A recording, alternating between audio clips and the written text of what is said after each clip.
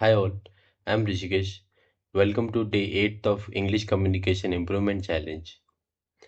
Today I'm going to speak on a topic which is slightly or it is more of a software development related stuff.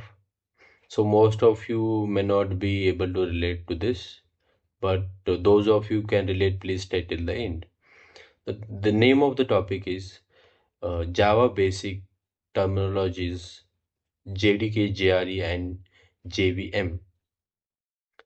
I'm going to cover all these things in three steps. First one, I will explain you all these terms in a layman language, where I'll explain what is the use of this and how all this works. Secondly, I will explain you a little more technical terms about this. And the third one I will explain is how a Java code actually is compiled and executed in a machine. So starting with the layman language. So you all must know that our operating system runs basically on a code. So there is a code that actually helps, and all the screens that we are able to see, that is basically an output of a code. So when we run a new application or a new software on our machine, that code is also run, and in backend our operating system code is also executed.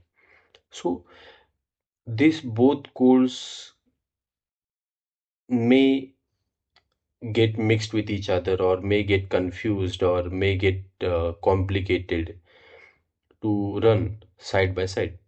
So there was a need to run these codes in isolated environment. So whenever we run an application, that should be executed on a separate environment or separate machine. So this then came JVM. So JVM is a Java virtual machine, which is an separated, isolated machine similar to our base computer, which has all the resources memory required.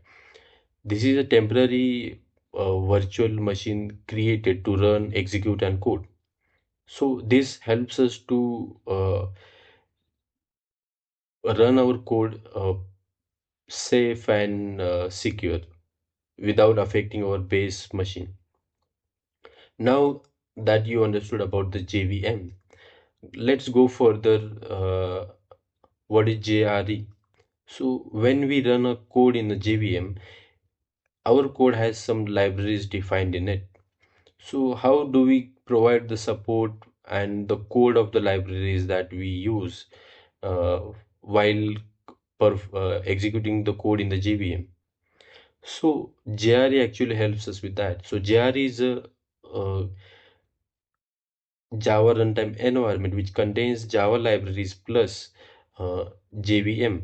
So JRE is helping us to uh, provide the support of Java libraries while executing the code in the JVM. So you must have got an idea about the JRE.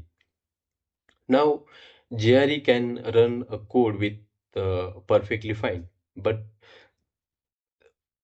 there are some additional enhancements that are required for running a Java application, such as uh, debugging our code, or documenting our code, or creating a jar files for our code. So then come a need of JDK. JDK is nothing but Java Development Kit, which contains all those things which are required for running a Java application. So JDK contains the JRE for executing our code. Then it contains Java compiler known as Java C. It contains Java debugger, Java doc. Then it contains jar file, uh, converting. It contains feature of converting code in jar files, etc. Now I'll explain you some more details of all these three terms. So JVM actually is Java Virtual Machine, which accepts input code in the form of bytecode. Then JVM has a just-in-time compiler, which converts this bytecode into machine code. This machine code is understood to our operating system, and then uh, our CPU executes this code. So JVM is a platform dependent because uh, it converts the code into machine code, which is specific to a specific operating system. So JVM is a platform dependent. The second one is a JRE. JRE is a Java runtime environment which contains Java libraries plus JVM. Then is JDK, Java Development Kit. Java Development Kit is a software development kit which contains all the requirements for creating and running an Java application. So JDK contains Java runtime environment, that is JRE. It contains Java compiler, it contains Java debugger, it contains Java doc and JR. Now I'll explain you a whole flow of how a Java code is run and executed finally into a CPU. So when we write a Java code and we save it into the Java class files, our JDK compiles this Java code into bytecode, and it is done by a compiler called as Javac.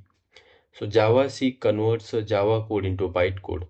So this bytecode is a platform independent. So which means this Java class files we can run on any operating system.